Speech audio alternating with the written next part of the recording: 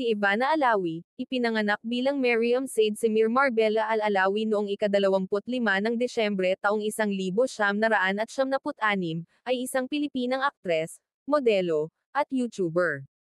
Siya rin ang CEO ng kanyang sariling skincare brand na Ivana Skin. Nagsimula ang kanyang karera sa showbiz nang sumali siya sa ika-6 na season ng Starstruck ng GMA7 noong 2015, kung saan napabilang siya sa top 22. Noong 2018, lumipat siya sa ABS-CBN at gumanap bilang Rina sa Precious Hearts Romances Presents, Araw-Gabi. Naging bahagi rin siya ng mga palabas tulad ng FPJs ang Probinsyano, bilang Amor at Sino ang May Sala, Mea Culpa, bilang Lolita, kung saan ginawaran siya ng Best New Female Personality sa 33rd PMPC Star Awards for Television noong 2019.